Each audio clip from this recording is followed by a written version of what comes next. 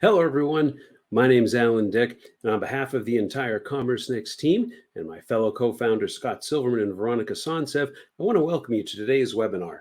Today is Wednesday, July 20th, 2022, and our topic this week is optimization tactics to deliver a better, more human digital experience.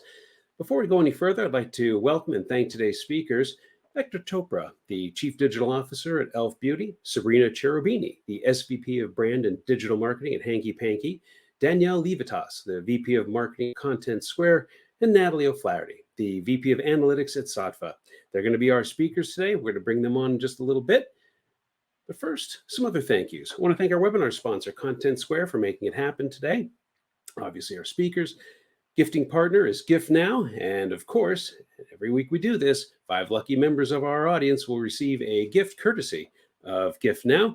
What I have not told our speakers, but of course Ekta knows this because she's been on a bunch of times, is that all the speakers also get a gift from Gift Now. So kind of a sweet little thing that they're doing. We appreciate that. If you're watching on the replay, we're very sorry, but no gifts for you. You have to join us live. Agenda. Going to talk about some upcoming Commerce Next events, some things you can pick up on. Going to go over the housekeeping notes for those of you that are new to our webinars. Danielle is going to come on, discuss optimization tactics for a better customer experience. Got some audience polls as we close up to the bottom of the hour. Then we're going to have a panel discussion with E.L.F Beauty, Hanky Panky, Saatva, and Content Square. And of course, we're going to be answering all of your optimization questions, so get them ready. Let's take a look at what's coming up next. Our next webinar after this one is going to be on August 3rd. It's going to be how to reduce e-commerce technical debt and maintain a great customer experience. We are going to have Kelly Ghosh from Commerce Tools, Richard Mins from Capgemini, Scott Silverman, the one, the only, one of our co-founders. He's going to be moderating it. And of course, we've got Michelle Garvey. Now, she's with Alvarez and Marcel. You may not know that company, but you've definitely heard of J. Crew and Ann Inc. She was a former CIO there. She has got quite a bit to say on this topic. It's a very interesting topic, too. It's about how to utilize or how to discover if you're utilizing all of your software that you've already purchased properly. And there's some real interesting insights this crew has got. It's a little different than what we normally do. It's definitely relevant for marketers, but I would strongly advise maybe some of your IT team might want to bounce in on this one as well. I think this is going to be a really interesting talk. All right, podcasts. We got podcasts. Our next one is with Rich Fulop. He's the founder and CEO of Brooklinen. He's going to be talking about pulling back the covers on building a profitable DTC brand. But you're saying, wait, Alan, I want more. Well, we can assist you with that. We got lots more. From our conference last month, we did a whole bunch of recordings. We've got American Eagle, Forrester, E.L.F Beauty. Just can't get enough of Ekta. Curate, Charlie Cole from the CEO of FTD. A bunch of great talks with them. They're all under 20 minutes. Just tons of great stuff there. But now you're saying, Alan, I'm a more visual kind of person. No worries, we've got them on YouTube. So right now we've got something like 240-ish videos. We just uploaded something like 20 of them from the conference last month. Tons of good information there. Sucharita Kodali from Forrester, we have her keynote, we have Charlie's keynote, bunch of great tactical sessions. Honestly, very much worth a look. And if our folks are keeping up with me, you'll see the links over in the chat that you can go check that stuff out. All righty, moving right along. Housekeeping notes. As always, we're going to have a recording of this available. Probably have that done by early this evening. Certainly by tomorrow, we'll notify you by email and let you know that that's ready to go. Let's show you where you can find stuff on your screen. If I can direct you to the upper right-hand corner of your screen, you will see 4 super exciting buttons: Chat, Q&A, polls, and handouts. We'll begin with chat. Chat is where you're going to use to chat with each other, make just general comments, congratulate speakers, make comments directed to the audience. Sometimes during the polling, we ask you to write in chat if there's something we're looking for. Please feel free to use that. Q&A, to me, it's kind of the heart and soul of this whole thing. This is where you can ask questions of any of the speakers at any time, and I strongly urge you to do it. We've got a lot of brain power on this session. Definitely want to make certain that you can tap into that. Please ask your questions. I will try to get to them as many as I can. When you want to type in a question, just go into the lower bottom of your screen. You'll see the type in field right there. And if you see a question you like, upvote it. That clues us in as to which ones we should be paying attention to. Handouts. So we have two handouts for this webinar today. We've got Danielle's presentation, which she'll give in just a moment. We've got an expanded version of the research report that's based on. Both of them are there for you to download. Just head over to the handout section, download them, you're good to go. If you're watching this on a replay, thanks for joining us. And you take a look at that icon at the bottom. That's a document icon. That's where you can find the handouts that we're going to offer. All righty. So let's bring up our first speaker. Danielle, how are you doing today? Hey, Alan, I'm doing great. How are you? Yeah, doing well. Excited. Happy to have you back after the conference and doing our webinars again. It's always fun to bring people together. And again, I do want to thank you. It does for sponsoring. It really does make it possible to offer this, at no charge, and we can just broadcast it and get this information out. So we really do appreciate it. And without further ado, I'll turn it over to you, Danielle. It's all yours. Thanks, Alan. Appreciate the time today, and thanks to everybody that's joining us and taking some time out of what are obviously super busy schedules. And I really am so excited to be able to lead a conversation around optimization, but to be able to be, a part of a conversation with folks like Ekta and Sabrina and Natalie, just three amazing executives in marketing and in analytics. So with no more opening there, just jumping right in. So let's talk optimization. Optimization can mean different things to different companies, or they're based on the role that you have, or the specific issue and challenge of the day. But at the end of the day, what we want to be able to do with this conversation is to give you tactics, to give you data and information to help each of you create better, more human digital experiences. And that notion of more human experiences is really at the core of what we do. And to even set some more context up front, let's just talk about a definition, because optimization, I think, and we'll talk about this as a group, can mean somewhat different things to different people. But we take a very practical standpoint in terms of the definition, right? So it's the act, process, or methodology of making something, your digital experience, your product, your system, your decision, more perfect, more functional, and overall just a better experience for customers is what we're talking about here today. And Content Square, our mission, our role is to really build these amazing platforms that help our customers create the best engaging, best optimizing digital experiences, whether that's your website, whether that's your app, because at the end of the day, it's about customer obsession. There is not enough time in the day to do everything we need to do. So how do you prioritize your time? How do you prioritize your team's time, your technology investments, your programs? And fundamentally, we believe in building product that allows everyone to be empowered to create better experiences today and every day. So you could be the head of marketing, the head of the digital team, right? You need an amazing performing website, right? But that can also mean one thing to your UA team that's driving, let's say, paid traffic.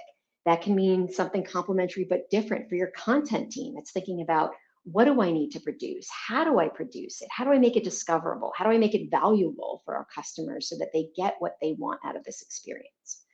What does it mean for your analytics team as they're trying to make the right decisions across all of these different stakeholders, or the merchandising and e-commerce teams that are ultimately looking at creating that conversion and a great experience there, and so many points in between. But we believe in creating technology that allows everyone to be a part of this, that touches the customer experience, not just the technical folks, not just the analytics team. And that's really, I think, a key message as we talk about optimization today. So what I'm going to spend a few moments on is sharing with you all some data that came from our retail benchmark study. So each year we do a study about digital benchmarks, and one specifically for retail as opposed to other industries like travel or financial services and B2B and so forth. So to give you a sense of this data set and the folks that we work with, and we have customers across industries, and specifically, obviously, retail is a critical segment we serve with lots of different subsegments.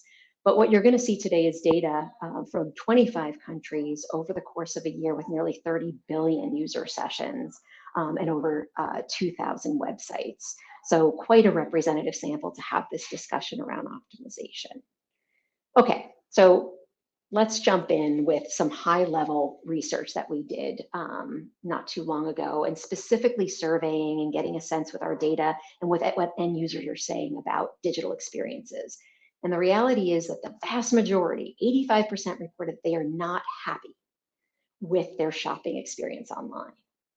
This represents an enormous opportunity for all of us. Now, we are all fortunate to have the company today of three amazing marketing execs that I think are doing things that really push digital experience to the next level.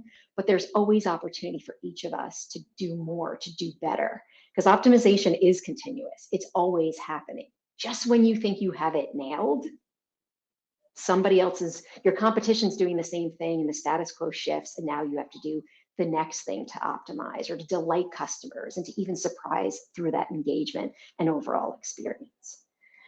So let's take a look at one of the first data points I think that sets the stage. Now, the report has dozens and dozens, but I wanted to just pick some to start this conversation around optimization. So where are they coming from in terms of the device? This is absolutely critical to how we engage our customers.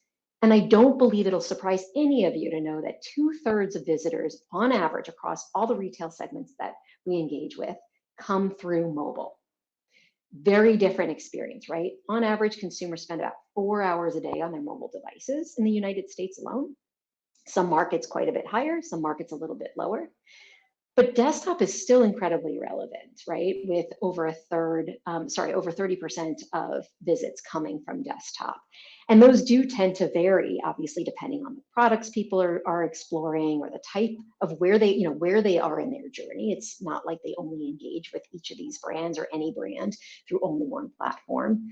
But this is a really important component. What you see in this data is sort of across these different subcategories, that percentage is held more or less, right?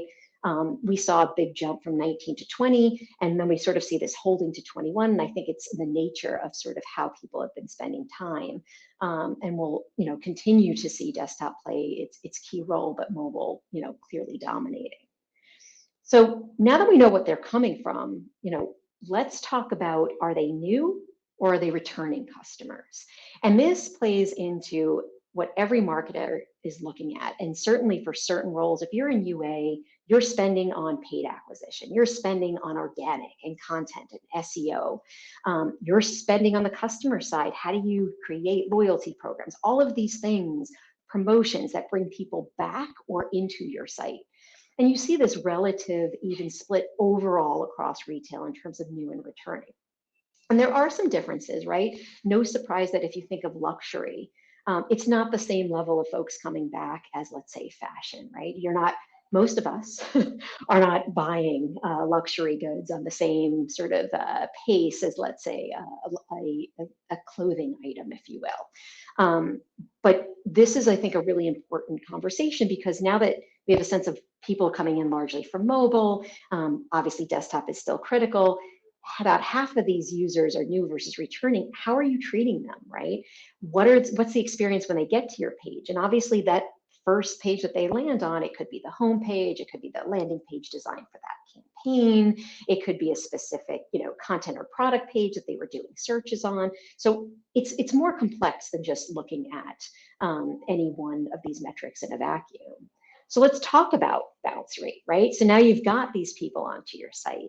Are they sticking around? Are they leaving after that first page? And so as you look at these numbers and you see, it's fairly consistent across a lot of industries that the bounce rate is close to 1 out of 2 visitors are leaving after the first page.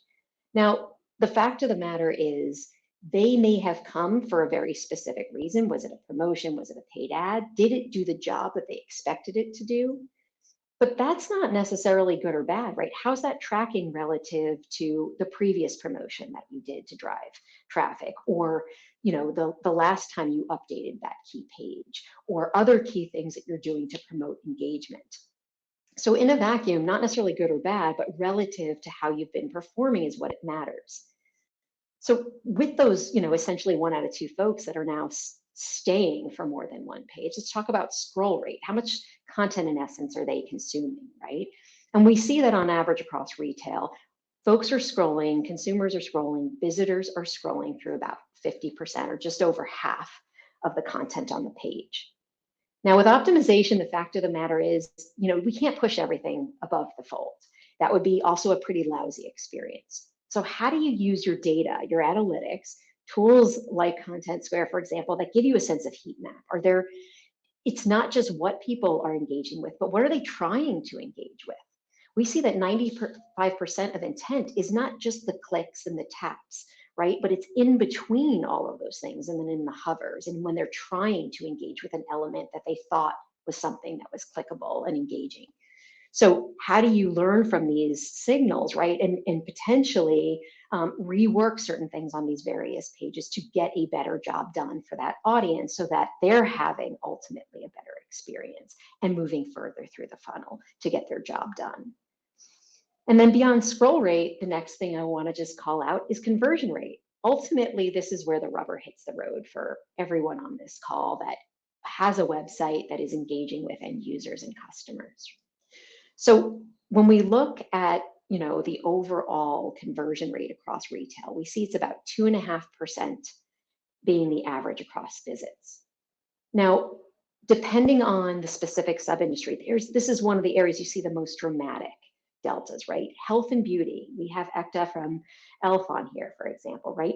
When I have products I love, I go back and I may just be going back to get that mascara, right? Or that lip gloss versus buying a mattress, right? You're talking about a longer sales cycle, doing more exploration. And so the conversion rates, again, in a vacuum aren't necessarily the absolute. Comparing against your peers does matter, but comparing against your own performance, what's causing those rates to go up or down? How do you improve it? Is it around technical issues at the point of conversion that are creating friction and hurting? Are people moving away from the checkout to maybe get some more information and coming back? And is that experience smooth and seamless? There are a lot of things that go into this. So again, that continuous optimization to make sure it's as frictionless as possible, a more perfect experience is absolutely critical to really drive both the top and bottom line. And so, with that, I want to sort of thank you all for listening to some of this and really launch into the discussion around optimization tools and tactics and techniques that we all use each day to create a more perfect experience. All right. Danielle, thank you so much. Really appreciate that. We're going to bring you back on here in just a little bit. Rob, if you could bring up my deck. Perfect. All right. It's that time. It's instant poll time. But before we begin, I see Gary Penn is trying to start a fight here with Larry Tama of Minnesota. We just won't have that. Please keep it civil. And Gary Penn, yes, you do live in paradise. And Mike Rogers, thank you so much for the palm tree. You actually got a chuckle out of me when I saw that because I'm actually roasting here in northeastern Pennsylvania. With those side notes done, quick reminder with our polls, you'll be asked a poll question. It'll come up on your screen. You'll answer it. While it's open, you can see the live results coming in. Once you move on to the next poll question, or when we're finished with them, you can head over to the close section on the poll tab, and you'll be able to see all the final results there. So let us begin. Question number 1. What tools do you currently use to understand your site's performance? What tools do you currently use to understand your site's performance? We have web analytics, which is basically website data, your digital experience analytics, and this is data from all channels, including the website, A/B testing, voice of the consumer, like feedback, survey, reviews, or other.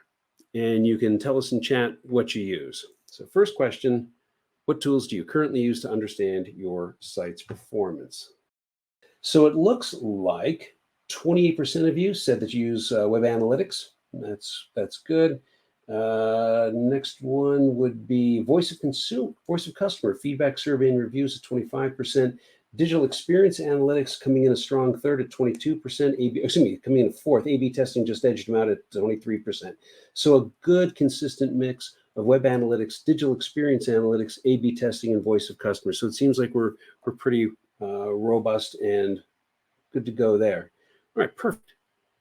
Next up, question number 2. Let's see who's in our audience. How would you describe your primary role or responsibility at your company? How would you describe your primary role or responsibility at your company? Is it acquisition and marketing, user interface, user experience, product merchandising, IT or operations, or other? So product merchandising, 21%. Acquisition marketing is at 40%. Obviously, you kind of expect that. Other came in at 17. I'll have to see what that is. So if you put that in the chat, it'd be kind of interesting to see that. And user interface, user experience, 14%. IT operations, 7%. All right, so we're very definitely acquisition marketing and product merchandising oriented here. Perfect. Moving right along. Question 3. What is preventing you from improving your user experience? Is it that your team is at capacity? Technology can't support it? Creative cannot keep up? Something else? And again, share that in the chats. We kind of clue in our speakers as to where you're at. Or nothing, you've got experience down pat. Now, choose all that apply. 42% of you said teams at capacity. Interestingly, creative cannot keep up came in second, and technology can't support it came in third. Now, as longtime listeners, viewers will know, I always like to have one of the questions refer to something else. Take a look at this. We asked the exact same question back in November. And at that time, team as a capacity was still the number one concern at 53%. But technology can't support it was at 25%. On this webinar, it's only 16%. It was creative can't keep up. So I think we're going to throw a little more focus over on the old creative cannot keep up action. And nothing, only one of you this time was brave enough to say that you have experience down pat at 2%. Last time was 4%. I think it was 2 people last time. So good for you getting it all right. Congratulations. All right, we got one more question. And this is going to pertain to Scott's webinar coming up on August 3rd, how to reduce e-commerce technical debt and maintain a great customer experience. That's Wednesday, August 3rd, and at 2 p.m. Eastern, 11 a.m. Pacific time. Great panel there. Really should check that one out. The question Scott wants to put over to his speakers with our audience is, how would you describe your customer experience technical debt? And we're going to define that as things that you're not utilizing or optimizing all of your software properly. I mean, clearly no one ever does, but to what extent? And so like in this case, might be software licenses that may not be optimized or utilized fully. Okay, and there's 3 responses here. We are fully utilizing our customer service software. No waste here. We're good to go. Second response is we don't have a full understanding of whether or not we may be underutilizing our software investments. Or C, we know we are underutilizing software, but cannot remove these costs for the time being. So the first one is we're fully utilizing our software. Second one is we don't have a full understanding. Third one is we know that we are underutilizing software, but can't remove these costs for the time being. This is interesting. So 58% of you said we don't have a full understanding of whether or not we may be underutilizing our software investments. I would suggest for all of you, August the 3rd is a date. You'll definitely want to be here. The next 37% said we know we're underutilizing software, but cannot remove those costs for the time being. And only 5% of you thought you were fully utilizing your software. Yeah, when Scott mentioned this topic to us last month, we all thought it was a really interesting topic that we hadn't covered before. So yeah, well done. That's going to be a very interesting webinar. Strongly encourage you to see that. Maeve, if you could put that link up in our chat again, just to make sure everyone has a shot at registering for it. And by the way, at the end of this webinar, it'll kick you over to register for that. It automatically directs you to the next webinar. So you'll have plenty of opportunities to do that. Alrighty, with that, it's panel time. Let's bring up our panel. All right. Hey, how's everyone doing? Hi, Alan. All right, very good. Hey, Great. All right. Thank you for joining us on at least what is in northeastern Pennsylvania a very balmy afternoon. We're at 91 degrees here. That's not pleasant in northeastern Pennsylvania. So, all right. Well, let's get on it here. Let's begin by having our new panelists introduce themselves. Ekta, I'm going to toss that over to you first. Why don't you introduce yourselves? Let everyone know who you are, what you do. Sure. So I'm Ekta Chopra and I work for E.L.F Beauty, which is a bold disruptor with a kind heart. And I do my work as a chief digital officer, serving all aspects of technology, e-commerce, and customer service. Great. Ekta, as always, great to have you. Thanks for joining us. Sabrina, you're next up on the hit Hi parade. everyone. I'm Sabrina Cherubini. I joined Hanky Panky a few months ago. Hanky Panky feel good lingerie for like women's real life. Underwear that kind of uplift your physical, like we're known for that, but also emotional well-being. I oversee creative, brand marketing, digital marketing, and e-com. And I try to build the bridge between all of them to bring the best customer experience out there. All right. All right. And Natalie, you're next. Hi, everybody. I'm Natalie O'Flaherty. I am the VP of Analytics at Saatva, which is a direct-to-consumer luxury mattress and bedding company. All things dreams. Everything that rolls up to me, so analytics, so product, marketing, business intelligence, as well as operations. We're full service analytics department, as well as A/B testing. So, you have a problem, I'm here to help you solve it. Outstanding. Now, though, just to give everyone a kind of some background here, when we introduce each other on the pre-show here, when we get together as speakers, everyone introduces themselves, but there was some real love from Ekta for Natalie about that mattress. Oh my God, the best mattress in the world. Like, got to get that out there. Got to get that out there. To drop the mic, Natalie. Best because of Saatva, I sleep better. Okay. That is amazing. We love to hear it. There was no way I was leaving that one go. No way. Well, the questions are already coming in, and thank you very much for that. The first one, I'm gonna kind of break tradition here. Normally, I kind of get into the topic, but I do want to ask a quick one of Danielle because it's relevant to her presentation. Gary Penn from lovely California is asking us, where did the average conversion by industry metrics come from that were shown in the Content Square presentation? Yeah, sure. So, and this is in the deck and in the report, but in essence, it is an aggregate metric across more than 2,000 retailer websites and 29 billion user sessions. So it is an aggregate across all these different retailers, hence why we also were able to show some subcategory breaks where we had, a large sample. So it's data from our retail customers in aggregate. All right, appreciate that.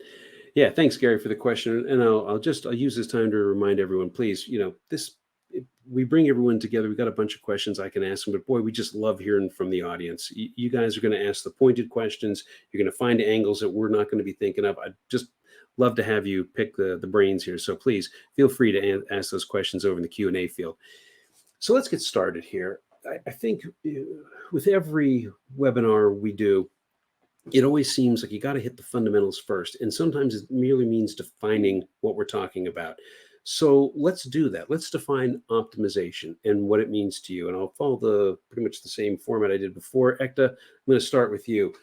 What does the term mean to you? To me, optimization is a continuous improvement. I mean, it really is about constantly leveraging the data and the insights that you get through the ever-changing consumer behavior and ensuring that it's like a flywheel, right? Like you're feeding that information back to improve your content, your messaging, how you show up. So I would say it's continuous improvement for me is optimization. Mm-hmm. We're definitely going to dive into that. Sabrina, I think you'd like to pile on that if you get a chance. What does it mean to you? Yeah, I fully agree with Ekta. It's just like an ongoing process. I think if we don't talk about optimization every day, like it's not normal. But I would add to that it's also identifying different audiences and understanding their behavior, but also their kind of drivers, right? Emotional drivers, rational drivers, and what they're engaging with. That's a big part of the optimization journey for us. But also when you have like new categories, like innovation, product launches, right? You have to bring a different perspective and maybe reassess the full experience on your website. One example is us, we're launching bras in a few weeks. And, like I think, Danielle, you should 85%, I think, of customers don't like, online shopping. When it goes to Correct. bras, it's above 70% of us women don't like shopping for bras. And we like shopping. So there's something wrong. So like really reassessing everything from, discovery to how you fit to the delivery is really important. So optimization is kind of the first word in my mind when I wake up. Yeah, Natalie, I'm going to come to you in just a second, but I want to dig into something Sabrina said because it got me thinking about something. You said you're going to be launching a new line of bras in a few weeks, and I think on the prep call we were talking that what was like a very good percentage of people buying the bras are not people that are going to wear them, right? They're going to be gifts, or they're going to be men buying it for their wives, their girlfriends. Um, that's going to be a whole different consideration set, right? That's an entirely different audience. I mean, Gift Now is, obviously they do the gifts for the random folks on the call and for all the speakers, and they're great supporters of us. But I remember being on a call with them, about 6 months back, and there's a major distinction between who's buying. The gift buyer can be entirely differently motivated. And I'm just wondering, I mean, I don't want to dive too deeply, but I'd like getting into the tactics. But how are you thinking about that? Like, it is an optimization question. How are you thinking about that? I think just to it's an amazing example. Like we have a really big part of our customers are men. Some are buying them for themselves. Some are buying as gifts. We're getting into the holidays, understanding how we can make it easy for them and a seamless experience. We talked about humanization, during the process, having a gift concierge, being able to bring them, guidance on fit when it goes to lingerie. So you're totally right. Depends on the audience you're targeting and who's coming to your website and how you serve them every day. All right. All right. So, ask and ye shall receive. Apparently, when I've been begging for questions, it's lit up the boards. Thank you all for that. Definitely appreciate that. It's normally it's like pulling teeth, come on, give me some questions. Not this time. This is an active crowd. So Natalie, we're going to get to you, and then we're going to start answering some questions here, so I'm not falling behind. So Natalie, Ekta thinks it's continuous improvement, and Sabrina's going to say it's reacting to behaviors. Let's talk about your take on optimization. What do you think it's all about? So I agree with both Ekta and Sabrina, and I think for us at Saatva, and I think this is probably most e-commerce, is we get so focused on the shop layer, cart and checkout, and forget that journey really extends past that. What about return users? What happens to the my account process? Like all these different aspects and touch points that can be obviously improved, but how can we make it a seamless experience and delightful? So a lot of things that we kind of embrace at Saatva is how do we like excite and delight, and that's really how we define it in order to optimize. Because how many of you have sat on a website for like longer than 10 seconds and you just leave, right? Like it's not resonating with you. So that is not exciting. That is not delighting. How do we, just surprise our customers in the best way possible? All right. So I'm not certain where I want to go next. There's just so many good. So I'll start with the easy one here. Christina is asking one of our audience members if there's going to be friends and family code for the retailers on the panel. That's entirely up to you. There's no pressure to do that. If you wish to do something, we can either post it here if you can get it done that quickly. If not, let me know, and I will make a special email to all the I folks wish that it are could on. be that quick. Aren't you guys this fast? I thought Talking you were about supposed to be digital leaders. Well, Alan, for next time, just tell us. We'll be ready, man. We'll be ready. You'll be on top. See, it's all my fault now. This is continuous all improvement. pot. Yes, we're That's what optimizing about. your experience. There you as go. we Walked speak. into that one. I walked into that one. All right, so here's the deal. If you guys want to some sharing is caring, if you got some codes, get them to me by tonight. I will make a special email to everyone tomorrow. Perfect. Say, all right, here's the codes. Sounds good. But Christina, thank you for that. That's a great idea. All right, moving right along. Harman Barrage was asking. This is a good question because I think it's going to touch on some of the stuff where some of the other questions that are filtered here, but I think he really says it very well. Harman was asking, how can we distinguish just do's from ideas to test and experiment? I would love to All take right, this one. Natalie.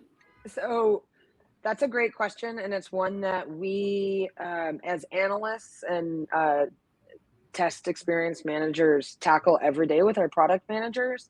And really, it's a matter of mitigating risk, right? So, how many variables are you looking to actually measure within the experiment?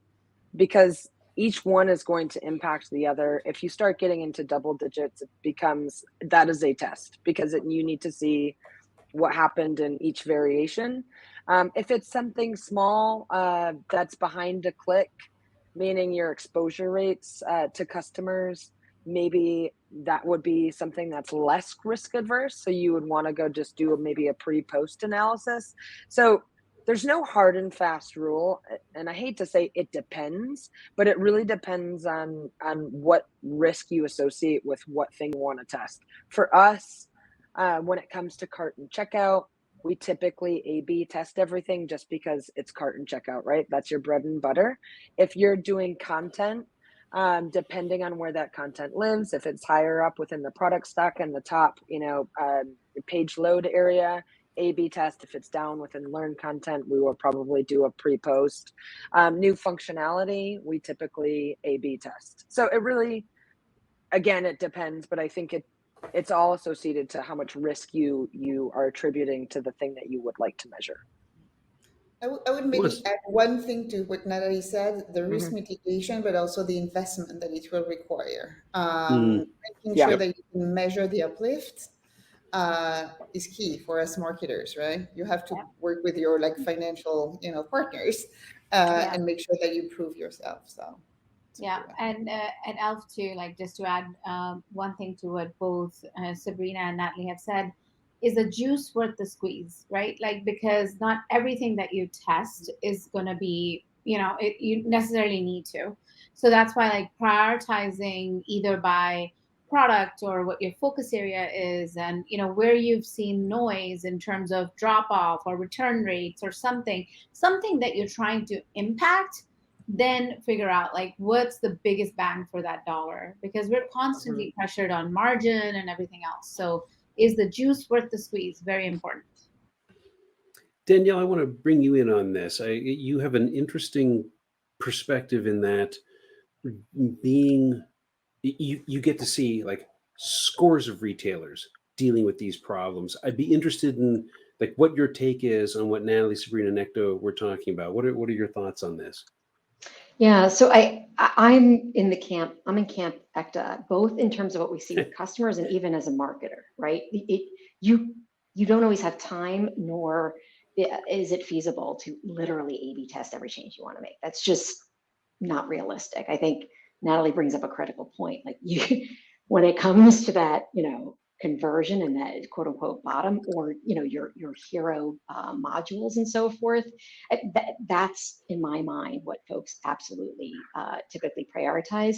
CTAs are another one, right? So if you think about landing pages where you're driving people to, how is that performing as you make changes over time? So I really concur with that notion. Is it worth the squeeze? Because A/B testing everything isn't feasible for time.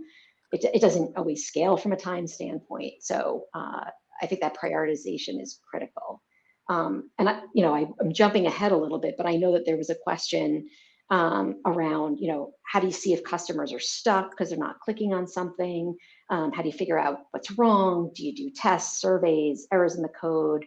First step, right? And I have no doubt these three women have a ton to add, but this is one where I think this is absolutely something we see with our customers every single day, which is why they use a digital experience platform like Content Square, right? Because you can measure your traffic, you can measure your scrolls, you can measure, how many time on site and these things, right? But then What are they clicking on? That's pretty easy to measure. But literally 95% of their intent happens between those clicks and those taps. So you could see something like rage clicking. Does somebody think an element is clickable and it's not? Where are they spending time? So we have heat maps, for example. We even have this capability where you can do journey mapping. Where do they come into your site? Because it varies. And where are they exiting? What does that tell you? Like, that's not the journey we wireframed. Why are they going from there to there? So between things like heat maps, between seeing that they're trying to click on elements that aren't clickable, by looking at these journey flows, you can absolutely start to get a sense for there's friction and frustration and literally frustration scores versus like, okay, we're losing them here. Like they're exiting here. And that doesn't make any sense relative to the journey. So there's a lot of analytics that can not just tell you what's happening, but give you that why. And that's what we do, right? Give you that prioritization so your team's not boiling the ocean, but focusing on those top pain points, really. Ekta, I'm definitely seeing some head nodding there. It always like you're chomping at the bit to Yeah. agree with Danielle. No, I am, because it's an active thing that we do with Quantum Square, and it is a journey, because you have to be able to kind of articulate the question that you're looking for. So that's why I think it's both, because otherwise you could have plethora of data and no insights. So having said that, I think having those questions of what are you trying to tackle, like Natalie said, right? Like where are your risk areas? Checkout is so important to a consumer experience. So really boiling down your key things that you want to constantly optimize, because there's no room for error there, because you're going to lose that consumer and they're not going to come back. And then sort of, hey, for new consumers, what could be those things? Those could be enticing enough, and what do we want to trace? So I do think having that portfolio of like what's really, really important, where I can have a little bit of risk, and what's like an issue that I'm actively seeing perhaps, and what is going to matter for my new consumer, so I think really breaking those categories down. Any other comments on that? Because I want to kind of riff on a different angle on that. So I think if I there's just want to point out like the customer journey mapping. I think, like I've been in like larger corporations and everywhere. We always talk about that, but applying it every day to understand what's wrong, but also how to innovate. That's where the user experience will, be improved, because you can have new ideas. Depending on, age, could be gender, it could be a lot of things, like different audiences, different journeys, different drivers, emotional, rational drivers that you can really focus on to improve your user experience. Are there different, so there's a bunch of different questions. I'm trying to synthesize them together. So it was Danielle was responding to Thomas Blundetto's question about customers getting stuck. They're not clicking on something on the site. How do you go about figuring out what's wrong? And David Oko was saying, Jason Nizansky was asking, when understanding customer wants and needs, what data is most important? So is there a difference between the data you use and what you look to test for?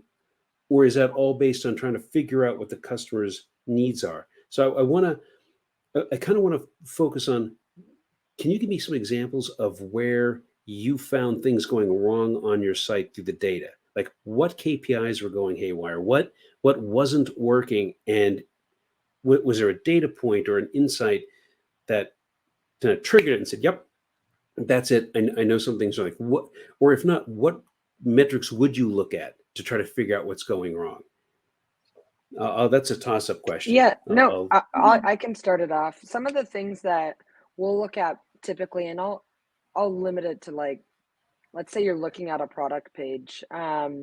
So if you, and with Content Square, but any of your, whatever analytical tool you're looking at, a lot of what we look at is effective conversion. So of the people who were exposed to it and or clicked, how likely are they to then ultimately convert? So we're trying to look at engaged metrics to, one, find out what's important. What's resonating with them?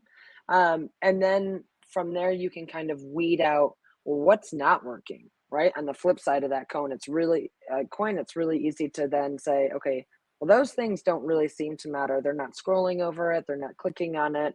And it gives you some quick kind of wins to go, okay, well, we need to elevate that content specifically. As we look at, heat mapping or journey analysis, it's really, where are those page views coming in from? What are your most popular ones? What are things that are people hovering over, etc. So I would say like your exposure rates, your attention rates, meaning like click plus hover, all of those things. And granted, of course, those are kind of like desktop metrics. As you go into mobile, you don't have hover rates, etc. You're using more like that thumb foo kind of, how are they double clicking? Rage clicking is huge to monitor on a phone device. Sure, we've all been there at some point or another, but it really is like, how many scrolls does it take for someone to get to the bottom of the page? Is that content way too far down? So all of those types of things are important, but I think really what we do is look at engaged user data, and then on the flip side of that, what are they not engaging with? Yeah, Alan, I have a good one also that is very simple, just because it's like, to me, like something that I use all the time. It was in the past experience, not at Hanky Panky, but in apparel, we always think as, like the industry, right? So we split our collections between like regular, petite, and plus size, right? And in my past experience, we had stores for a brand I worked for, and in the stores we were like selling a lot of petite clothing.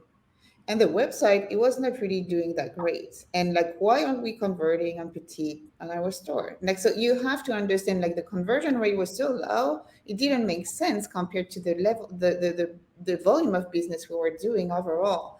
And just because women do not understand or do not identify themselves as petite, what does it mean? Is it 5'4"? Is it because I'm tiny? Is it because my measurement? So in a store, you have an associate that can guide you to a petite clothes because you have tiny shoulders. You might be tall but tiny shoulders, and you need a petite clothes.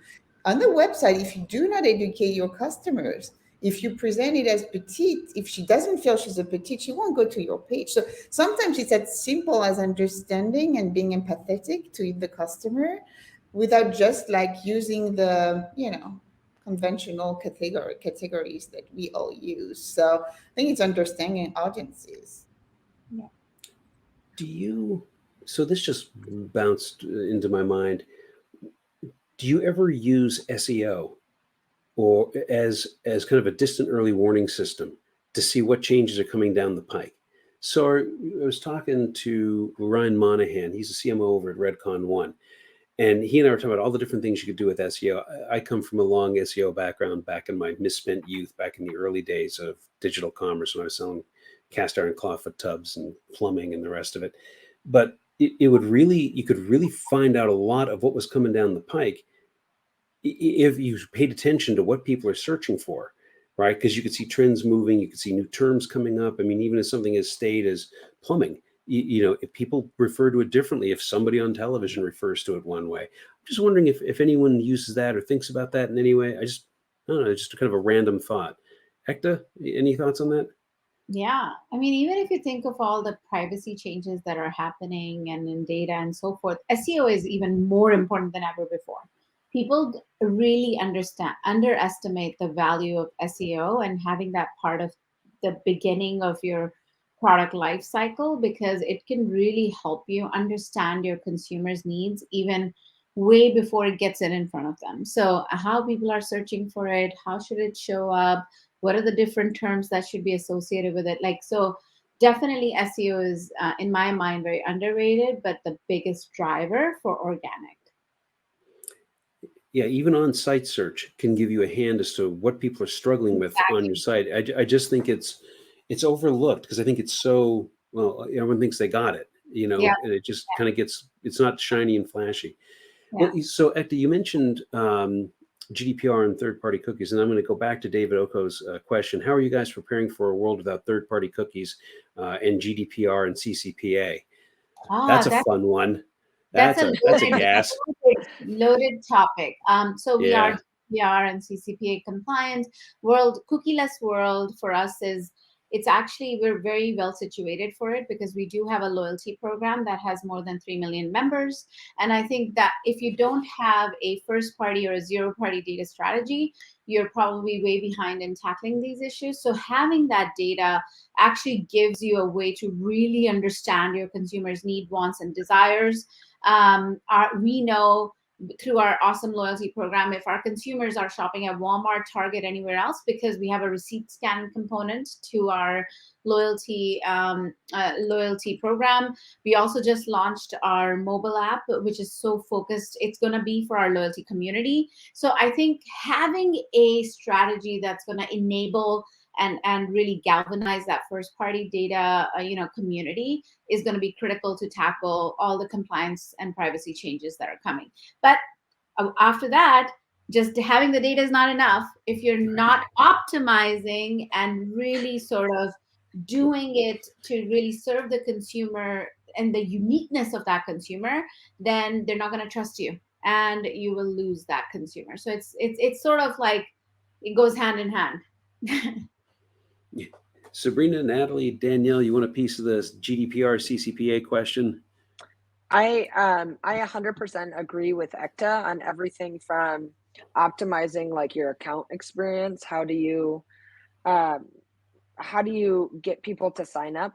Obviously, we are in the process of improving our loyalty program as well and offering referrals and getting those rewards in order to maintain that customer base while also growing it at the same time. So that's really how we're looking to tackle it.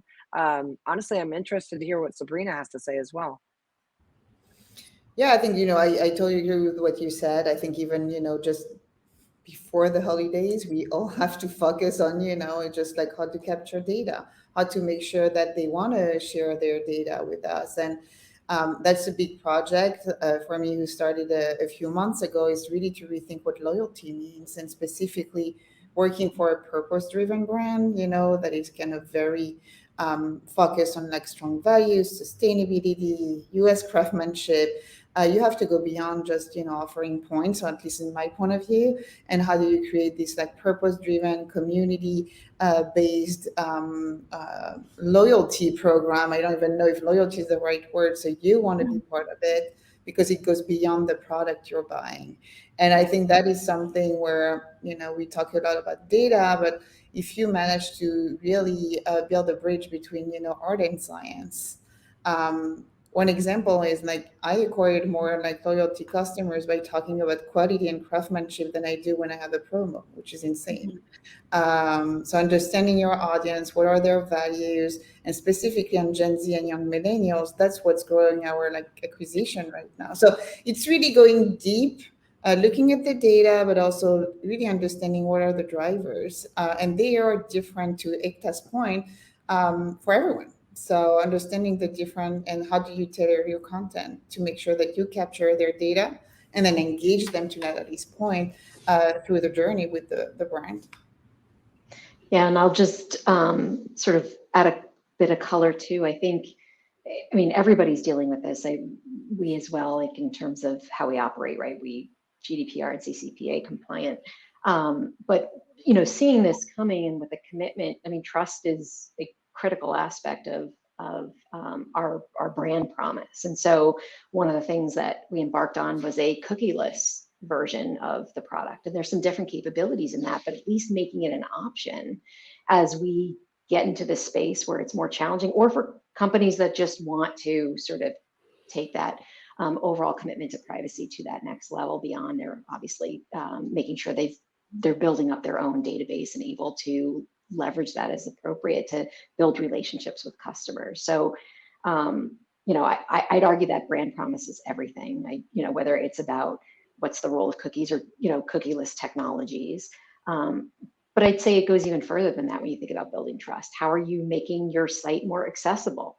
We see that you're talking about 1 out of 7 internet users have some form of a disability that typical way people sort of have web pages and mobile apps and so forth aren't natively accessible, right? So how do we deliver product and support customers so that they can also deliver there? And I think all of these things are really critical to where we're going with web experiences. It's 3 minutes of the hour, and this is the part of the webinar I can't stand because there's always so much good stuff. If you can bear with me for 1 or 2 minutes, I do want to circle back. My final question is really going to revolve around that third audience poll question. Now, our audience tells us that their teams are at capacity, but this time they're saying their content is an issue, which I thought was interesting, right? So I'd like to just kind of toss this quickly to everyone here, and maybe Sabrina, I think I'll start with you. Let's talk about content creation relative to optimization, because so much optimization, personalization depends on content. What are your thoughts on that? How do you, what do you have to get right with content and creative in order to really deliver that kind of human personalized experience? I think that's a great question, and that goes to like leadership and the structure of your team, in my opinion. Being able to create a team, that's why I really oversee creative, digital, and e-com at the same time, because we share the same vision and the same learnings. And then we make sure that we're all moving towards the same goal. So when your creative team, you understand what they need to really optimize their content, they get excited. I went in, we worked in, different settings and structures where, your creative team, please don't talk to them about data. Like they have to be creative. No, I think you're more creative under constraints if you understand what's the context and why are you doing something. And really, I'm building that up right now with this team, and it's magic, because they really get excited about it, because they are contributing and they're making an impact and they're seeing the growth and the optimization of our metrics. So I can talk about this during hours, but that will be my short answer on it. Yeah. Natalie, Ekta, any thoughts on this? I totally agree with Sabrina, because some of the stuff as well, creative needs to focus on creative. Let's not bombard them with data. Absolutely right. Don't bombard them with the plethora of data. Give them insights. The more they know about how things are performing, the better and excited they get about doing the same and more of. Because otherwise it's like, this is bad creative. It's not performing. Well, why is it not performing? And for what audience is it not performing? I think that those insights are so critical. So marrying the two truly is magic. Yeah, I completely agree. Operating in a silo isn't going to benefit anyone. So, it's not order of operations. Like it very much is a collective experience. And you need to, the right hand always needs to talk to the left. So, it's just a symbiotic relationship there. All right. We're going to have a rapid fire one because I just can't help myself. Bruce has asked, what attribution tools are people using to measure true business outcomes? Just the names of the companies, please. And I don't know. Maybe I'll start with Danielle. What tools do you think retailers should be using? He asked, clearly knowing what is about to be said. Come talk to us if you haven't talked to us. Content Square. We use Content Square on Content There Square. you go. A couple of people have mentioned it here too. So let's talk. Ekta, you're a fan, right? 100%. We use Content Square. Yeah. All right. Natalie? Yes, Content Square. It is our product team's best friend. Come on, man! It was asked. I gotta ask the question. Sabrina. It looks like I will have to meet with Danielle. So Danielle. Yeah, there you go. All righty. All right. So there we are with the top of the hour. Just really want to thank all of you for being here today. What a vibrant discussion. There was just so much more I wish we could have gotten to. So there we have it. I just want to thank Danielle, Sabrina, Natalie, Ekta. Thank you so much for being here today. Our audience, thank you so much. Great questions. Loved them. And don't forget to send me over those promo codes. I will send those out. And that will be our little friends and family discount for the audience today. And with that, I'm Alan Dick, co-founders of Commerce Next. We'll see you back here on August 3rd when Scott Silverman takes the helm. Thank you so much, everyone. Have a great week. Take care now. Bye-bye.